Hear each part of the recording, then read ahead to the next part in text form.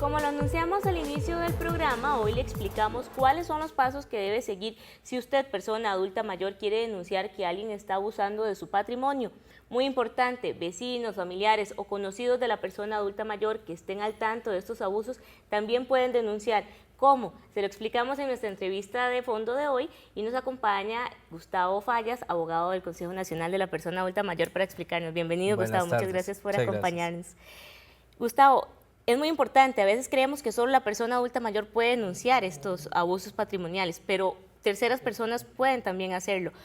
Si yo no soy la persona abusada, en este caso la persona adulta mayor, sino que es un familiar mío, un vecino, un conocido, ¿qué tendría que hacer para yo poder denunciar también? Perfecto. El artículo 57 de la Ley 7935, que es la Ley Integral para la Persona Adulta Mayor de 25 de octubre de 1999, establece una legitimación amplia a la hora de ir a pedir medidas de protección, de manera que no solamente están autorizados los encargados de los programas estatales de atención a la persona adulta mayor, sino cualquier persona que conozca de estos abusos.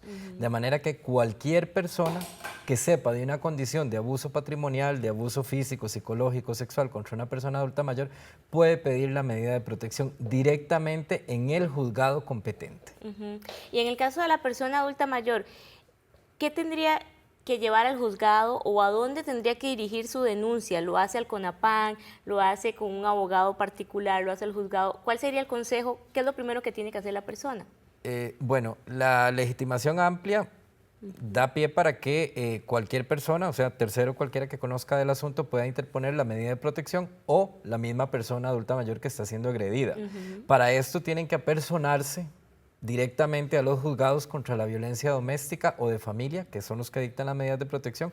Si no hubiera en el lugar juzgado especializado de violencia doméstica, entonces en el juzgado contravencional, y si no existe un juzgado, eventualmente los juzgados penales son los que pueden otorgar las medidas de protección al tenor de lo dispuesto en la Ley 7586. Pero siempre es el juzgado la instancia Es el primordial. juzgado, la instancia que tienen que ir. No necesitan un escrito autenticado por un abogado, puede ir directamente la persona y hacer la manifestación verbal.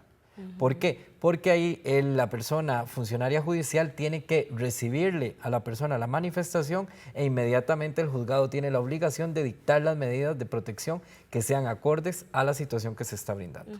¿Cuáles podríamos decir que son estas medidas, verdad? ¿O a qué se refiere con medidas de protección? Yo fui y hice la denuncia, ¿qué pasa en ese momento? En ese momento se pide al juez la ley contra la violencia doméstica, que es la que supletoriamente se aplica en estos casos, tiene un sinnúmero de medidas de protección que puede hacer uso la persona. Tiene unas medidas que se llaman típicas, que son las que establece el artículo 3, y otras atípicas, que son las que el juez considere conveniente. Dentro de las medidas típicas, generalmente se dicta la salida del domicilio de la persona agresora, se dicta la prohibición de intimidar, de violentar a la persona que está siendo víctima de violencia.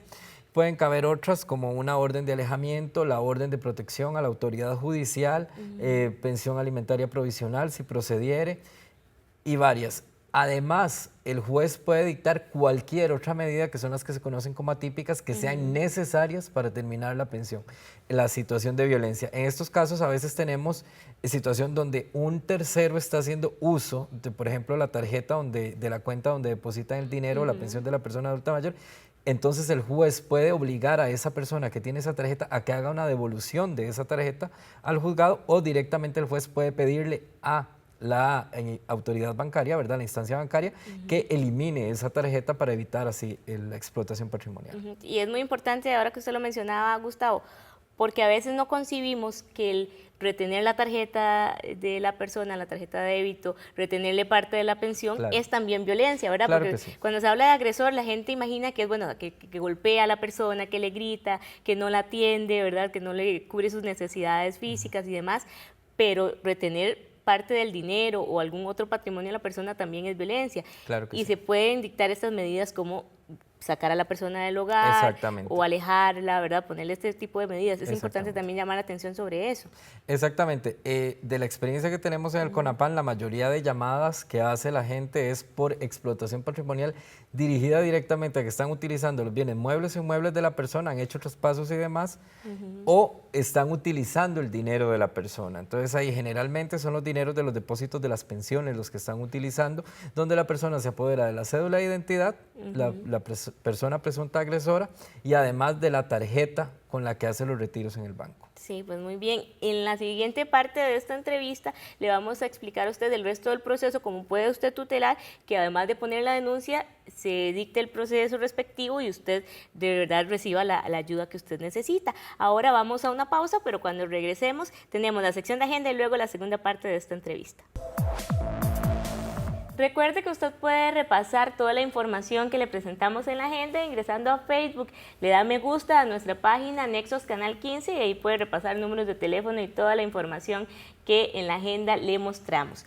Venimos conversando sobre cuáles son los pasos para usted denunciar el abuso patrimonial hacia una persona adulta mayor, ya sea que usted sea la persona adulta mayor que está siendo víctima de este abuso o que sea un tercero, familiar, conocido, vecino de esta persona adulta mayor. Y nos acompaña el abogado Gustavo Fallas del Consejo Nacional de la Persona Adulta Mayor. Gustavo, decíamos cuáles son los primeros pasos, ¿verdad?, para efectuar la denuncia y las posibles recomendaciones que va a dictar el juez en cada caso, ¿verdad? ¿Cuánto es lo prudente o lo que se espera que el sistema demore entre el que la persona efectúa la denuncia y que se tome una medida por parte del juez? ¿Cuánto es lo que está dentro del margen de lo normal? Bueno, aquí tenemos que recordar que estamos en casos donde está involucrada una persona adulta mayor. Entonces, tanto la ley como la Convención Interamericana sobre Derechos Humanos de las Personas Adultas Mayores que el país acaba de ratificar, demandan que tiene que haber una atención inmediata, prioritaria y preferente de esos casos. Igual la política de accesibilidad que ya tiene el Poder Judicial implementada en los diferentes juzgados, demanda esa atención prioritaria y preferente de estos casos. Entonces se supone que cuando la persona presenta la solicitud de medidas de protección, de inmediato el juzgado tiene que dictarlas. Ahora bien, tienen que darle seguimiento a estas medidas porque un paso importante a la hora de hacer la solicitud es identificar perfectamente quién es la presunta persona agresora y cuál es la dirección de esa persona agresora para poder notificarle. Entonces tienen que procurar darle seguimiento a esa notificación para asegurarse que la medida va a ser dictada en tiempo y va a ser implementada en tiempo.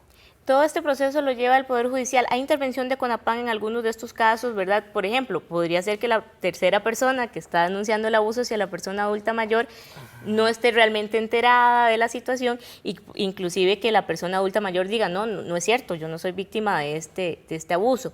¿Cómo es el proceso, verdad, cuando es otra tercera persona la que denuncia? Una vez que la presunta persona agresora es notificada de las medidas que hay dictadas en su contra, el juez además puede, en esa misma resolución inicial donde dicta las medidas, solicitarle al CONAPAN, con fundamento en el artículo 17 de la Ley contra la Violencia Doméstica, la realización de alguna pericia a efectos de determinar si las medidas se están cumpliendo o incluso para pedirnos algún criterio técnico especializado sobre la condición en que está la persona adulta mayor.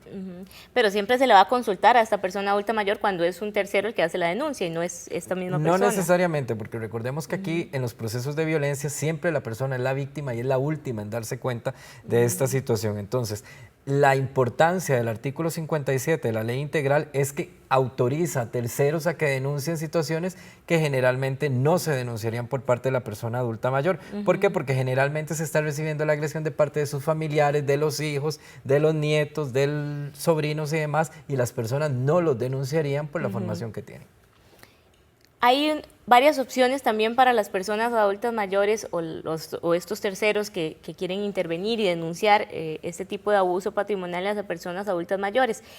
El CONAPAN tiene un convenio con la Universidad de Costa Rica y brinda servicios de asesoría legal en los consultorios jurídicos de la universidad. Explicar cómo podría la persona adulta mayor acceder a este servicio para que también se asesore si tiene duda antes de presentar la denuncia. Exactamente. Bueno, ante las limitaciones institucionales que tenemos, que son bastantes porque somos una institución pequeña que tiene que dar abasto a nivel nacional para atender toda la temática, hemos pues construido alianzas con diferentes organismos y entidades. Una de ellas es es la Universidad de Costa Rica con la Facultad de Derecho. Creamos el consultorio jurídico especializado para la persona adulta mayor. Este inicia como un plan piloto aquí en la ciudad universitaria Rodrigo Facio, en San Pedro de Montes de Oca, donde estamos brindando el servicio con miras eventualmente extenderse en otros recintos donde tenga la universidad sede.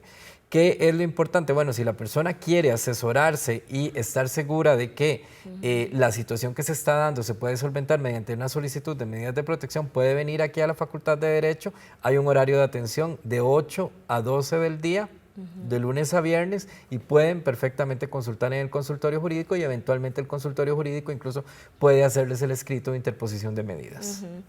¿Hay algún número donde la gente pueda consultar con CONAPAM? Porque bueno, usted bien dice, ¿verdad? Usted es el único abogado que tiene la institución, pero si quisiera hacer una consulta sobre cómo acceder a los consultorios jurídicos de la UCR o, por ejemplo, en las diferentes sedes que tiene CONAPAM, claro, ¿cómo puedo acceder a información en las diferentes zonas del país? ¿A dónde podrían llamar? Bueno, pueden llamar al 2223-8283 y ahí la plataforma de trabajo social les puede dar la dirección exacta, el horario del consultorio, incluso el número telefónico. Igualmente nuestra página web tiene bastante información sobre el tema de violencia. Entre que se dictan las medidas cautelares que el juez considere necesarias en cada caso de estas denuncias y que se llegue a un veredicto o a la resolución del caso como tal, ¿cuánto es lo normal que uno podría esperar? ¿Cuándo ya podemos decir ha pasado demasiado tiempo y la medida no fue cumplida de repente, ¿verdad? La medida que indicó el juez primero, o no se ha llegado a una resolución? ¿Cuánto es el tiempo normal? Debemos recordar que las medidas de protección tienen vigencia de 1 año. ¿Por qué? Porque así lo dispone la ley. De manera que una vez que se dictó la medida y fue notificada a la persona de esa medida, de la imposición de las medidas, la persona tiene 5 días hábiles para solicitarle al juzgado la realización de una audiencia. Si no pide esta audiencia, las medidas quedan en firme y se mantienen vigentes por el plazo de 1 año porque generalmente vienen seguidas del dictado de una sentencia. Ahora bien, si la persona pide una audiencia, la persona que figura como presunta agresora, el juzgado la fija en un término prudencial, que evidentemente va a ser menor a este año de duración de las medidas. Se realiza la audiencia y el juez, mediante sentencia, dispone si se mantienen las medidas, se modifican o se extinguen. Así que 1 año máximo sería el plazo que tendríamos para saber qué va a suceder. Exactamente. Perfecto, pues muchísimas gracias, Gustavo. Yo creo que quedó muy claro y también tienen el contacto las personas interesadas para que hagan una consulta si quedó alguna duda. Muchísimas gracias por venir. Muy amable. Y muchísimas gracias también a ustedes que nos han venido acompañando en esta edición. Le agradecemos muchísimo, por supuesto, su preferencia y le invitamos a que nos acompañe la siguiente semana en una nueva edición de Nexos, único programa en Costa Rica especializado en personas con discapacidad y personas adultas mayores.